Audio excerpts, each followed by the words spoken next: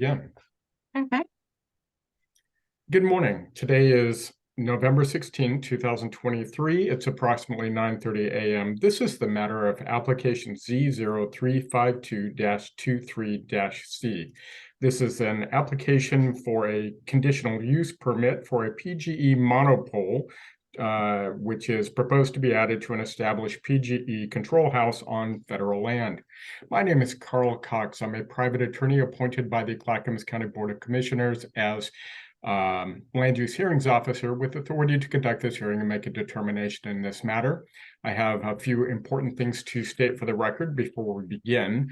First, I've considered issues of bias and conflict of interest and have determined that I do not have any bias or conflict of interest in this hearing or the issues being discussed. I've also not received any ex parte contact, meaning no one contacted me outside of these proceedings to try to persuade me concerning a fact or issue present at this hearing.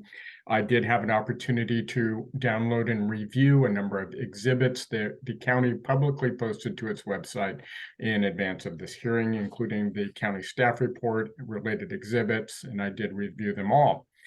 This is a quasi-judicial land use hearing, which means two important things for those participating in this hearing.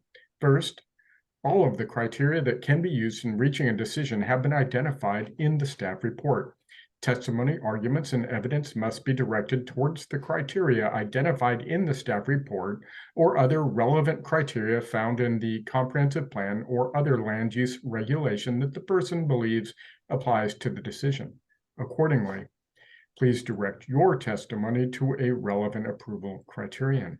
Second, failure to raise an issue accompanied by statements or evidence sufficient to afford the decision maker and the parties an opportunity to respond to the issue may preclude appeal to the Oregon Land Use Board of Appeals on that issue.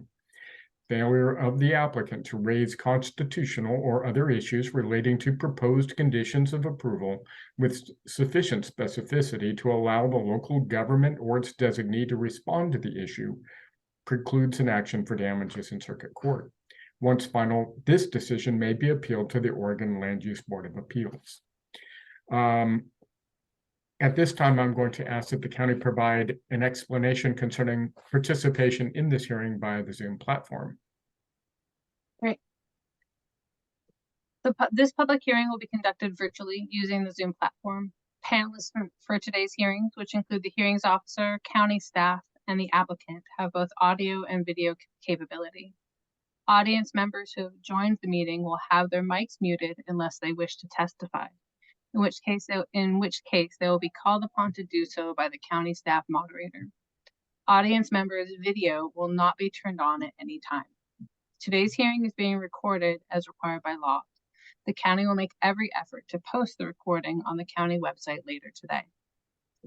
There is a designated time during the hearing when it will be open for testimony.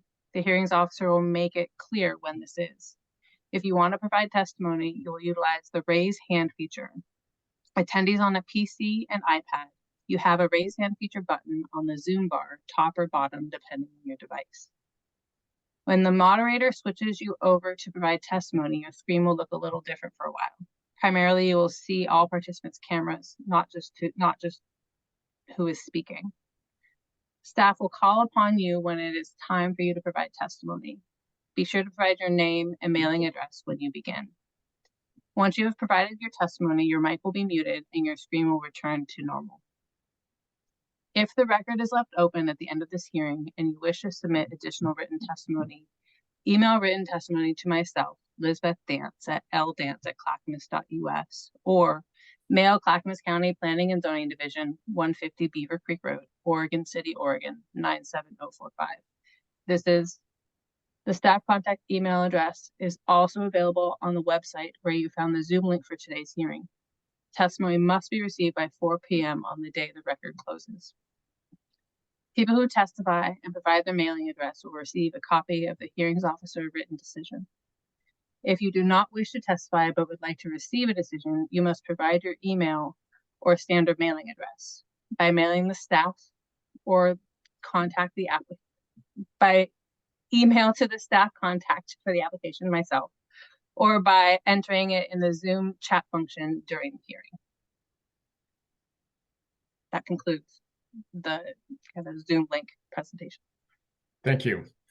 The order of proceedings will be, I will ask the county to begin the hearing by presenting evidence that the county wants me to consider in this matter. If the county has a staff presentation or something of that nature, followed by a similar opportunity by the applicant. Then if there are members of the general public who would like to participate or enter a comment or some testimony into the record, they will have that opportunity as well. Are there any questions? No? Okay. Please proceed. Okay. I'm gonna do a share screen here. Can everybody see the PowerPoint? Yes. And will you enter this into the record as an exhibit? Yes, I have it listed as exhibit 6. I just haven't saved it there yet. Exhibit 6. I did have a question about the exhibits. Yeah. There's exhibits 1 through 4, no exhibit 5, but there are an exhibit 6 and 6A.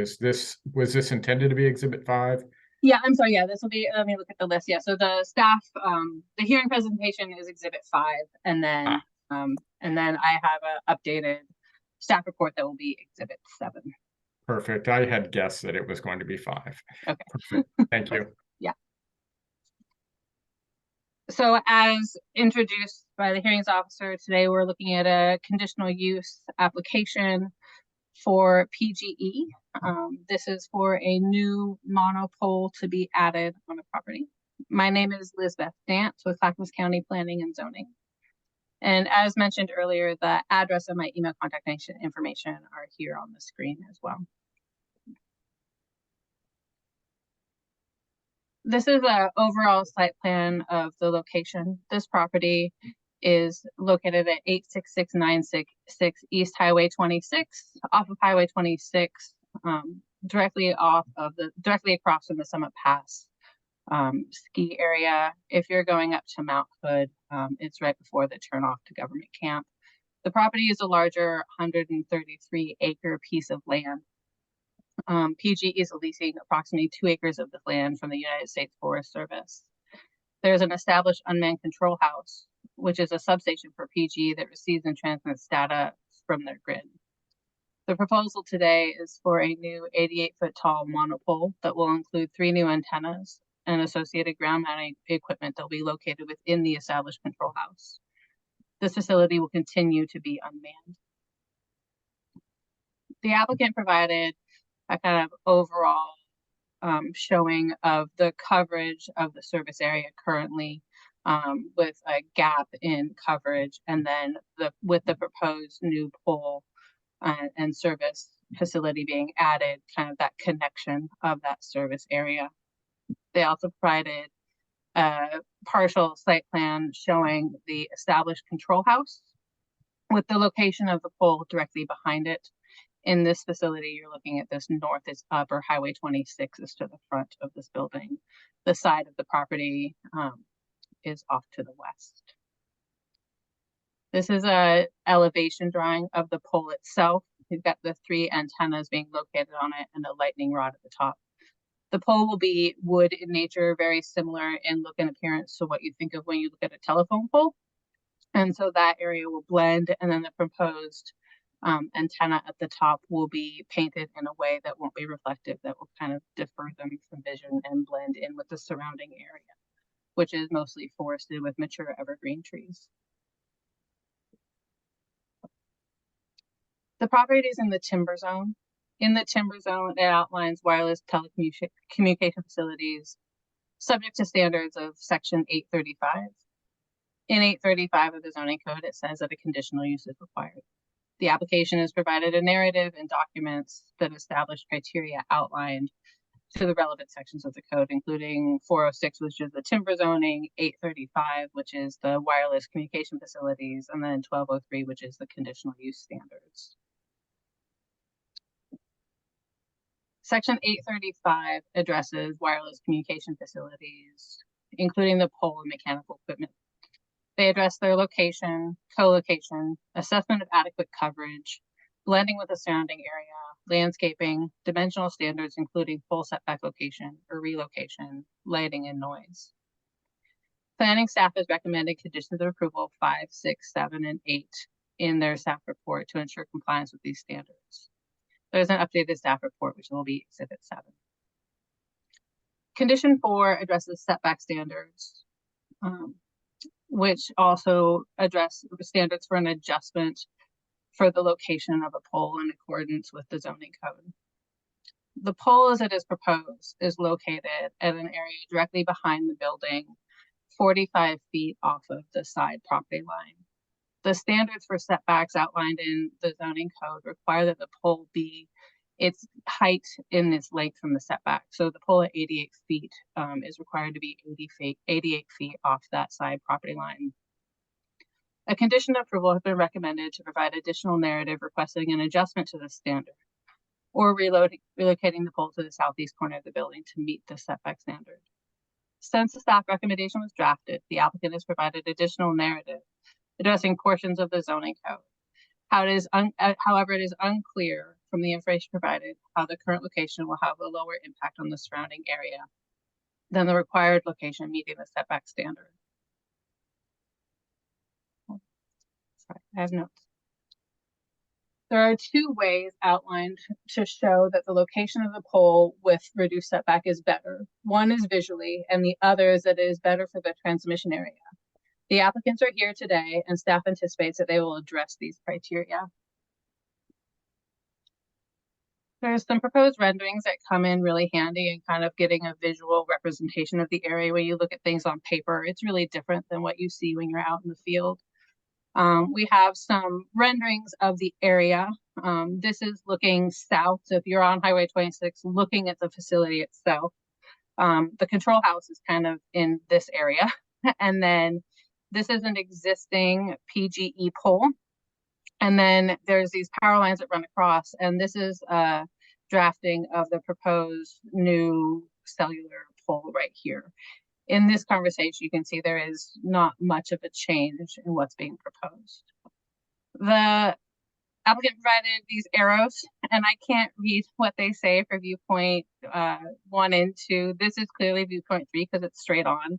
I'm hoping I got these right. Please correct me if I didn't. I couldn't read, and I tried to zoom in, and the words just got blurry, so I couldn't tell viewpoint 2 and 1. I think I got it right. If I got it wrong, please let me know. So these renderings show if you're heading east on the property, you're looking at the west line here. This is the proposed location of the new pole. And then you can see that PGE pole would be at about the 88-foot mark, and you can't see that pole at all in this location. And then heading to the west, this has also the proposed pole at the 45-foot line, and then you don't even see the power lines coming from this direction. So those are kind of the things we're looking at, and then hopefully the setback standards can be addressed a little bit more by the applicant later in this hearing. Conditional use standards have 6 approval criteria. One is that the conditional use is required. The zoning code clearly outlines that a conditional use is required for this request.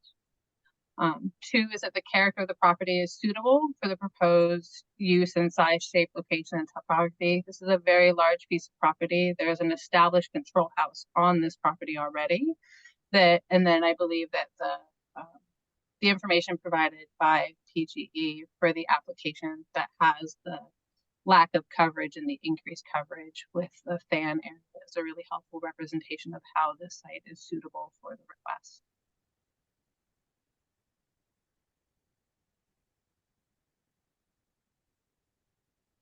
The proposal is consistent with section 1007 of the zoning code. That's transportation systems being adequate for the proposed use. Notice was sent to ODOT. Highway 26 is an ODOT road, as well as the transportation engineering. No comments were provided by ODOT, and transportation engineering said they had no concern. This is an unmanned facility. It will remain to be unmanned. There's no anticipation of additional traffic being generated. In addition, there's no anticipation of any additional services for power, sewer, water, because this is an unmanned facility and those facilities are not present at this site. Item 4 is that it will not alter the character of the surrounding area that impairs or precludes use of the surrounding properties from their uses allowed in the zone.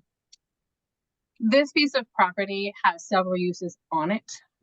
Surrounding uses include Timberline Lodge, Summit Pass ski area, Highway 26 maintenance area. I think there's a fire station on this property.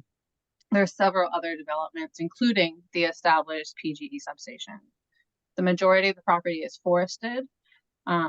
The 2-acre lease portion of the larger property includes a west property boundary with the unincorporated community of Government Camp. There is residential use, and most of all of Government Camp is kind of to the west of the property. And so that is the residential uses in the area. The proposal satisfies goals of the comprehensive plan. The comprehensive plan is addressed through the conditional use criteria. All these criteria are being addressed through a review and in the staff report today. The proposed use complies with the applicable requirements of the zoning district and overlaying zoning districts. As discussed, most of the standards outlined in the zoning code are being met. There is this one criteria with the setback standard that does need to be addressed further, that will either require relocation of the pole or addressing adjustment criteria requesting the pole be where it's placed because it is best suited in that location. That is up to the applicant to provide additional information. Staff recommends approval with conditions. Since the staff report was provided, as mentioned, additional information and narrative have been provided by the applicant. Those are exhibits 3 and then exhibits 3A through E, which are some of the information that I showed in the presentation today with representations and site plans and things. And then additional information was provided later in the day, yesterday, November 15th at around 3:45 p.m. Those are exhibits 6 and 6A. In reviewing the staff recommendation, planning staff noticed there was some typos and some misreferences, and so I did correct some of the languages, some of the misreferences in the staff recommendation, and that'll be a Word document that'll be exhibit 7 for the hearings officer to look at. I'm hoping you can use that one instead of the one with all the typos. This concludes staff presentation of the proposed conditional use application for a new 88-foot tall monopole with antennas and mechanical equipment to be stored within the existing control house. Thank you. I have a question. Is there a difference between exhibit 6A and 3A? Let's look. I only kind of cursory took a look at 6A this morning when I read through it. This came in late in the day yesterday, and so that might be a good question for the applicant to address a little bit more than me. I feel like that's at the end of the overall narrative adjustment. There's been things added. The additional 3A additional narrative was at the very end here. This is 6A. I think there's additional information provided at the bottom of the exhibit. Bottom. Yeah, I think there's some. I think it's in this disruption PGE. I think this is a little bit modified, and then there's also some more mapping, I think, information provided. Okay. Yeah. Hi. So sorry, I interrupting here. Liz, would you mind going back to your PowerPoint presentation and going back to the photos that show like with the blue box and the red box? Yeah.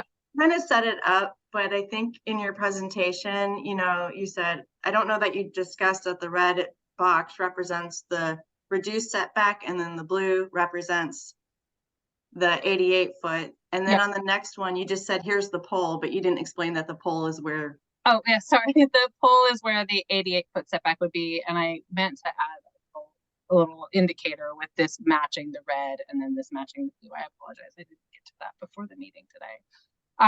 But so, yeah, if you look at the comparison between these two slides, the red box is the proposed location, and then the blue box is the 88-foot location. And then when you go to this slide and look at it, it's kind of flipped over.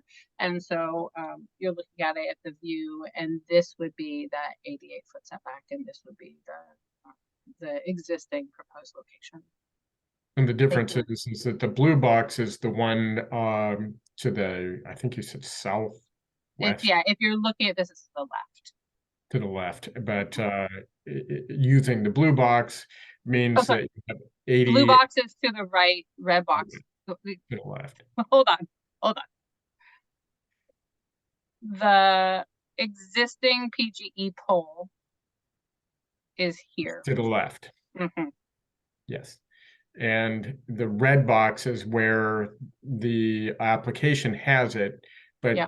your staff report identified that it needed to be in the area with the blue box in order to meet the setback requirements as stated. Correct. Okay. I'll put some dots on. That's okay. Are you finished? Yes. Perfect.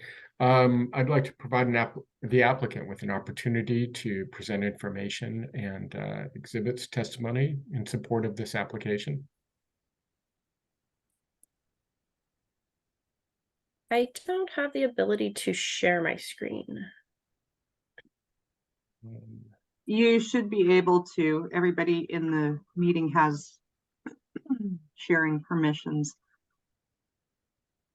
But we have Brandy Howlett in here again, Oh, there's a fourth? apparently. Chris. So do we know who that is? He's with PGE as well. Okay. And what's the name? It's spelling here. So it's gonna be Chris, C-H-R-I-S.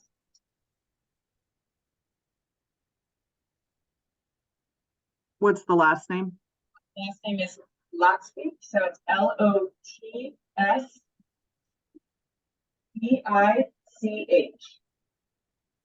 Okay. One more time. L-O-T-S. P-E-I-C-H.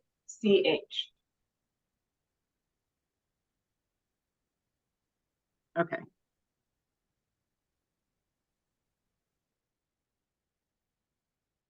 I still don't have the ability to share. I can view the participants and the chat. Oh, here it is. Sorry. Oh, it's no problem. Okay. Can you guys see that? Yes. Okay. So my name is Brandy Howlett. I'm with Technology Associates. We're an approved vendor for Portland General Electric Company, PGE. Our address is 525 3rd Street, Suite 200 in Lake Oswego, Oregon, 97034. My email address is brandy.howlett@taec.net.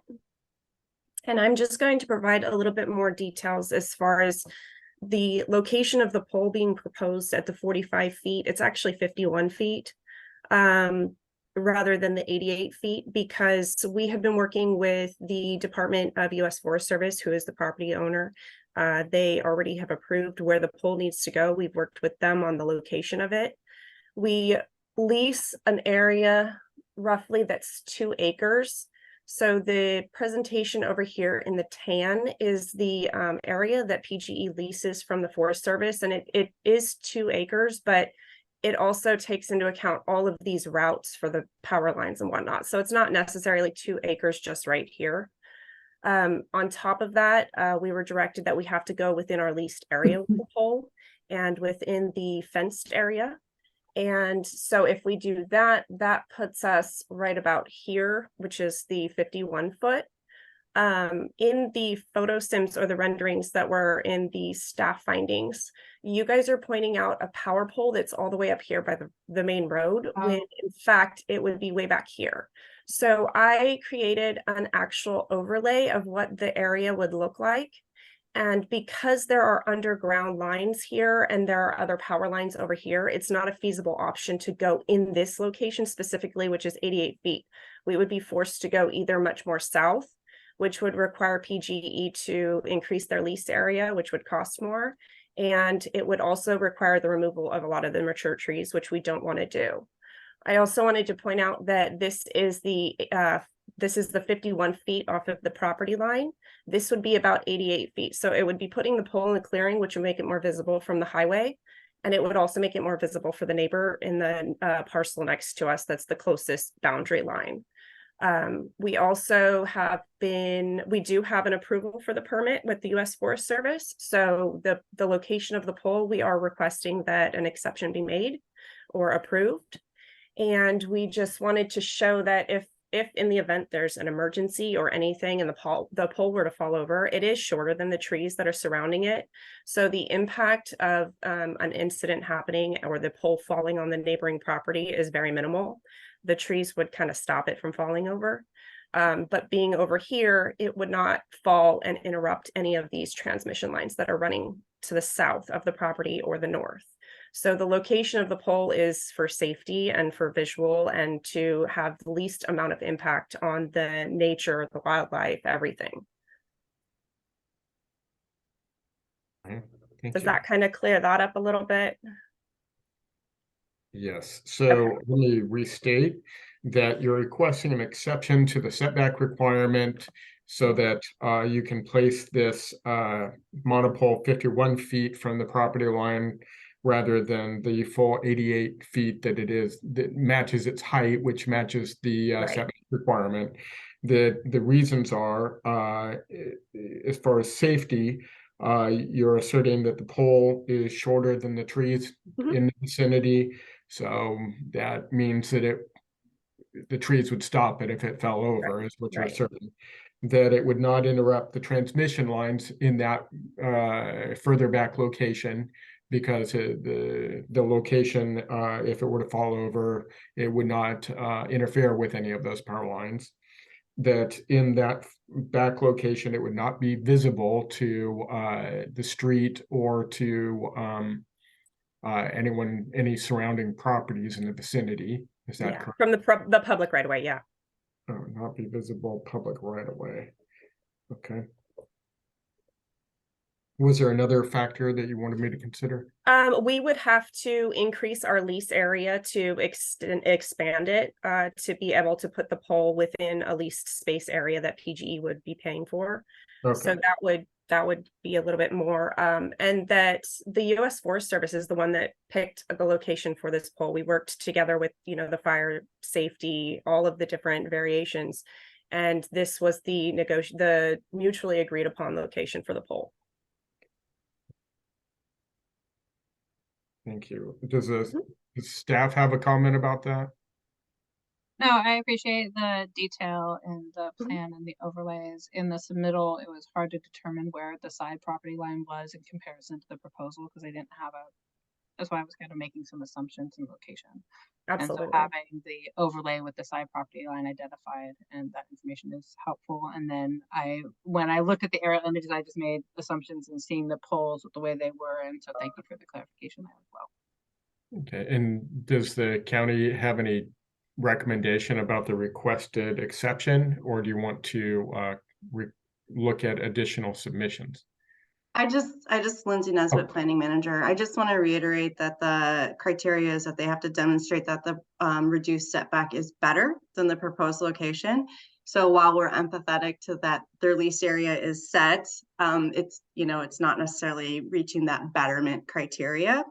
But I think they're getting there with the safety issue of it falling on the power lines, and that the visual aspect from they gave the one photo simulation. They did mention that it would be a better screen from the adjacent residential, but I don't know that there was documentation to show that. But I'm sorry, I didn't mean to cut you off, Liz. So I think Okay, that's okay. I think they're getting there. Liz, did you want to comment on that? No, and I think there's two criteria too. There's it's better than the location at the 88 foot, and then there's the other conversation of that it will be better for the transmission as well, which hasn't been addressed. And so I don't know if this location is better for the facility itself, but that's another criteria, one of the two that are available there. And so I think there's the opportunity to get there, and we're definitely getting closer to meeting that criteria. Perfect. So because there's already existing utility lines and underground utility lines, that doesn't constitute us for better, because if we were to put the pole where it's required, we would have to remove all of this, which would disrupt a lot of everything. Power would be cut to the neighboring communities. It's not safe to go there. The 88 foot setback doesn't mean that it has to be right there. It can be anywhere as long as it's 88 feet away. So there might be a location that's 88 feet away that also suits the requirement. And I guess that's the conversation of, I think the rendering you showed of the pole at 88 feet with there being a clearing, go back, the was like the picture from the front that had the one more, I think. Maybe forward. The one that's from the street looking straight at the building that has the power, this one. And so in this picture, you have the location of the pole nestled in the trees, and then you have the location of the 88-foot location, and that being in a clearing area. That does seem to be improved from the road, but then how is it working for the property owner from the side? We have kind of part of the conversation, but not the full conversation. Yeah, and I think that just the additional and sorry, I didn't read your written materials, so if it was in there, I apologize. But yes, the clarification that if at the 88-foot, it would significantly impact power to the surrounding community, and that there is no way or how to put a pole at the 88-foot without impacting. I think potentially, of course, it's up to the hearings officer that might be criteria supporting that it is a better location at 51 feet.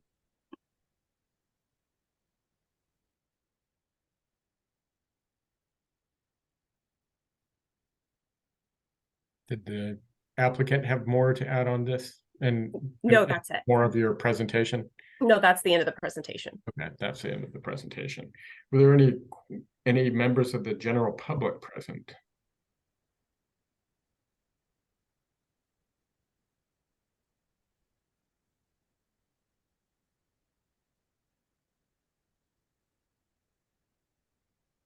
No? Okay, then did you have any further questions or something to add, Ms. Dance, on this? What would you look for to show this that the placement, the proposed setback, the placement requiring the reduced setback, I think I stated it a little clearer there, is better? You said two things. Yeah, I think that we're getting there in what's been proposed so far. I think the PowerPoint really kind of shows the renderings of the site. The one thing we're still not seeing is from the side property. And I know that maybe getting access to that area isn't there, but then also with the limitations, I think with the power easements, the existing power poles, all of those things, I think it gets a lot closer. The one thing we still don't know is what's happening with that property to the west. And so that's the one piece that isn't there. I think that it can be there. It just isn't there at this time. I think the information provided by the applicant today, including the existing power poles, the underground lines, the restrictions for the site, I think those are all really feasible criteria. Okay. Is there a request to keep the record open? And what I mean is, does any party or member of the audience want an opportunity to provide additional evidence, arguments, or testimony? Does the applicant wish to waive the period for final written argument? So let's talk a bit about this. What I would do if the applicant has a request to keep the record open is keep the record open for a minimum of 7 days. You can request a longer period to supplement the record with additional written materials and evidence, argument concerning your request for an exception. Then if there is no request for any rebuttal to that, you could also request that by contacting Ms. Dance to waive your period for final written argument or rebuttal. We would like to request that it be left open. That way we can kind of get that western property. We'll try to get some better renderings of the area for visual representation, and then address the concerns about how it would impact that community to the west in a more positive way. Okay, and then is 7 days sufficient? Can we get more than that because of the holidays coming up? Exactly why I asked the question. You're not going to be open, huh? Yeah, yes, please. Is 2 weeks sufficient? Yes. 14 days. All right, so 14 day, 4 p.m. Thursday, December, I don't have a calendar. That's What is that? 29th. It's the 29th? Oh, no, sorry, 30th is the Thursday. Yeah, 30th. Oh, it is 30. Okay, November so 30th, 11:30, 23 by 4 p.m. Yep. Okay. Okay. if you need additional time, submit your request through Ms. Dance and she'll forward it to me. Okay. Yeah. If you want to have the record closed after your submission, assuming there is no request or no rebuttal materials or anything like that submitted, send that to Ms. Dance and make clear that you wish to waive your period for written argument. Okay. Your final last word period. Okay. Okay. All right. And And Thank Carl, you. for clarification on that, it would be, we're extending the 1 week, and then in that conversation, would they be there's 1 week rebuttal for everybody, and then the third week is there is rebuttal a for third week applicant in there. only? And so would we be asking to kind of close both rebuttal weeks? So it would be just the 2 weeks and then close? Is that what? I think that that's fair, unless there's Okay. a request to have a rebuttal period, Okay. because it is 2 weeks. Yeah. So it does overlap. Yeah. What's your opinion about that? Because what the requirement is, Ms. Howlett, is that I keep the record open a minimum of 7 days for submission of new materials, a 7-day rebuttal period, and then offer a minimum 7-day period for the applicant to have a final written word here, final written statement. But there is no rebuttal to your statement that I see. So as a practical matter, I'm holding it open for 2 weeks anyway. If there are materials submitted, then you could rebut them. I think is adequate. Yes, Ms. Nesbitt. You could hold the record open for 2 weeks for submission, And then a 2 weeks third. only for the applicant, and then you wouldn't have the rebuttal part. You wouldn't need to do the rebuttal part. Oh, Does that okay. make So do sense? only applicant for the 2 weeks, and that covers the first 2 weeks of the period either way.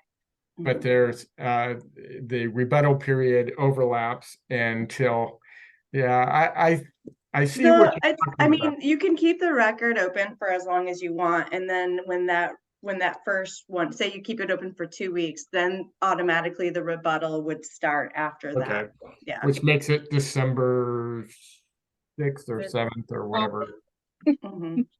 That Okay. is December 7th. All right, let's do that. That's the way it's supposed to be Okay. at 4 p.m. And then after that, then the applicant can waive the final argument. So Yes. Yeah, Just I think shorten it. that- Yeah. So let me restate the open record period. The record will stay open for 2 weeks, closing November 30th, 2023 at 4 p.m. to receive additional materials including new evidence. Okay, concerning this application. Then there will be a third week ending December 7th at 4 p.m. For that second open record period. It's rebuttal of any materials that are submitted during the first 2 weeks. It's not to include new materials or new evidence. Okay, just rebuttal of the evidence. Excuse me, I stated that incorrectly. It can include new evidence, but it has to be responsive to the evidence submitted, not something that's not responsive. Then there is a fourth week of for the applicant to have a final fourth week, a week of opportunity to submit a written statement that is, again, a rebuttal type statement. It's a last word, but it should not include new evidence in support of the application. It should be a last word, a legal argument. Okay, any questions about this? No. All right. It's probably unlikely that there'll be rebuttal because there's nobody in attendance today. So yeah. And then Brandy, if you wanted to email me your Yes. PowerPoint so I can add it into the exhibit. So I'll do the updated staff report and my presentation today too, and we can get all those things added into the exhibit list to everything. So we have everything current from the hearing today, moving into the next few weeks. Okay. Perfect. So is it safe to say a decision could be expected within 6 weeks?